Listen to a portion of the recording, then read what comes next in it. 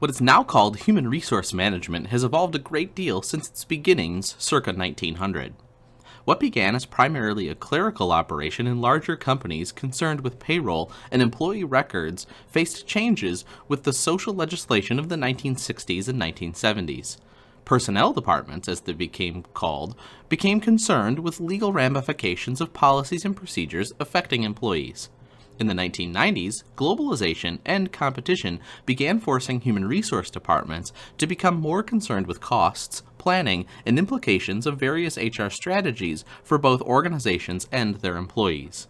Let's take a look at strategic human resource management today. Human resource management is designing formal systems in an organization to manage human talent for accomplishing organizational goals. Whether a large company with 10,000 plus employees or a small nonprofit organization with 10, those employees must be paid, which means appropriate legal compensation systems are needed. Employees must also be recruited, selected, trained, and managed. Each of these activities requires thought and understanding about what might work well and what might not in terms of the organizational context. Research on these issues and knowledge gained through successful approaches form the basis of effective HR management. Organizations must manage 4 types of assets to be successful. You see them here. Physical assets, buildings, land, furniture, computers, vehicles, equipment, and so on. Financial assets, which includes cash, financial resources, stocks, bonds, debts, and so on. Intellectual property assets, which are specialized research capabilities, patents, information systems, designs, operating process, copyrights, and the like, and human assets, individuals with their talents, capabilities, experience, professional expertise, relationship, and so on. All of these assets are important to varying degrees in different organizations, but human assets are the glue that hold all other assets together and guides their use to achieve results. Effective use of a firm's human capital may explain a significant part of the difference in higher market value between companies. Human capital is not just the people in organizations. It is also what those people contribute to organization success. Broadly defined, human capital is the collective value of the capabilities, knowledge, skills, life experiences, and motivation of an organizational workforce. The ability of an organization to use its human capital as a core competency depends, at least in part, on the organization culture that it's operating. Organizational culture consists of the shared values and beliefs that give members of an organization meaning and provide them with rules for behavior. These values are inherent in the ways organizations and their members view themselves, define opportunities, and plan strategies. Much as a personality shapes an individual, organizational culture shapes its members, responses, and defines an organization can or is willing to do. The culture of an organization is seen in the norms of expected behaviors, values, philosophies, rituals, and symbols used by its employees. Culture will evolve over time. Only if an organization has a history in which people's shared experiences for years does a culture stabilize. Culture is important because it tells people how to behave and how not to behave. It is relatively constant and enduring over time. Newcomers learn the culture from their senior employees, hence the rules of behavior are perpetuated. These rules may or may not be beneficial, so culture can either facilitate or limit performance. HR management is designing the formal systems that are used to manage people in a work organization. Usually both HR managers and line managers provide input into the policies, regulations, and rules that give guidance on HR matters. Grouping the areas where HR typically has formal systems yields 7 interlocking functions as shown in this figure. These functions take place in a unique organizational format that is influenced by external forces: global, environmental, cultural, geographic, political, social, legal, economic, and technological in nature. The 7 HR functions that must be done can be visualized as follows: strategic planning, equal employment opportunity, staffing, talent management, total rewards, risk management and worker protection, and employee and labor relations. Each of these functions consists of several areas. Let's take a look at HR strategy and planning. As part of achieving organizational competitiveness, strategic planning for the organization and HR's role in those strategic plans are a good starting place. Dealing with workforce surpluses and shortages and predicting human capital needs and availabilities are challenges here. Equal employment opportunity. Compliance with federal, state, and even local equal employment opportunity or EEO laws and regulations affects all other HR activities. Staffing. The aim of staffing is to provide sufficient supply of qualified individuals to fill jobs in an organization. The nature of the workforce, job design, and job analysis lays the foundation for staffing by identifying what people do in their jobs and how they are affected by them. Relationships between individuals and the employing organization affect performance and retention of employees.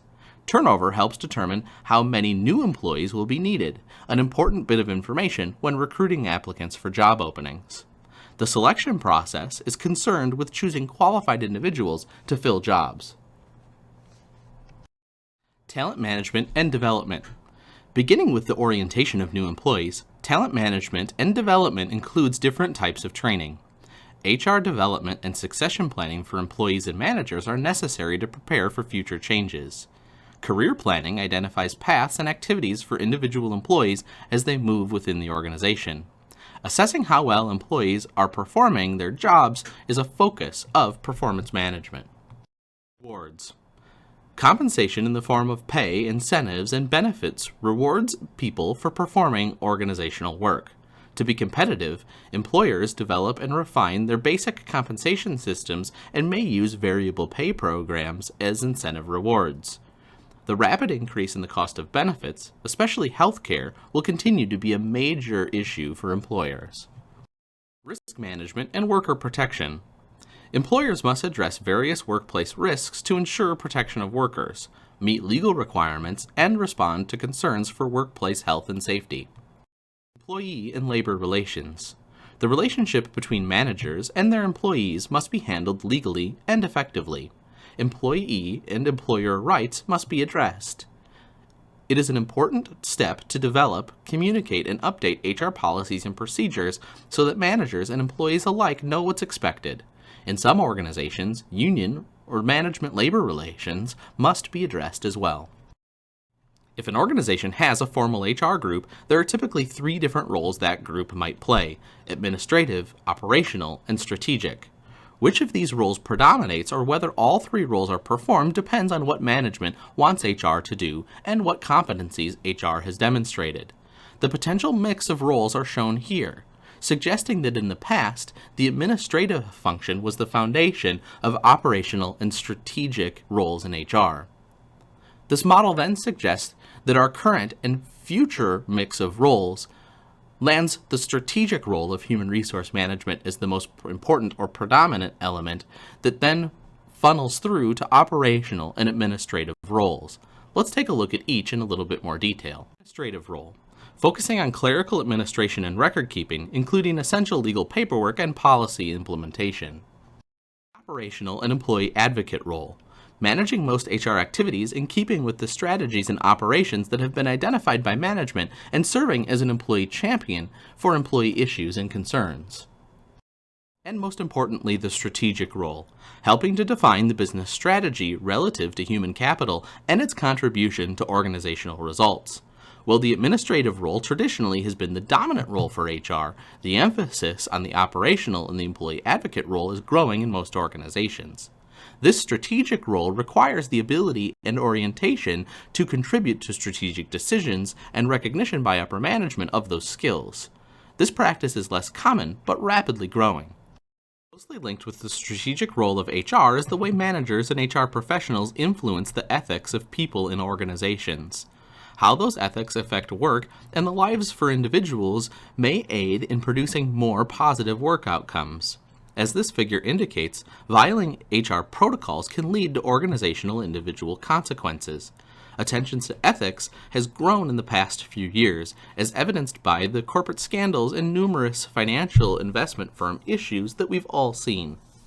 These scandals illustrate that ethical lapses are not just symbolic, they affect employers and employees. Organizations that are viewed as ethical in the way that they operate have better long-term success. People in organizations face ethical decisions on a daily basis, and HR management plays a key role as the keeper and voice of organizational ethics. Instead of relying just on HR policies or laws, people must be guided by their own values and personal behavior or codes, including these two questions. Does the behavior or result meet all applicable laws, regulations, and government codes? And does the behavior or the result meet both organizational and professional standards of ethical behaviors? This reality, again, is reflected in this figure, and it is an important one to consider the important role of human resource management and organizational ethics in today's corporate climate.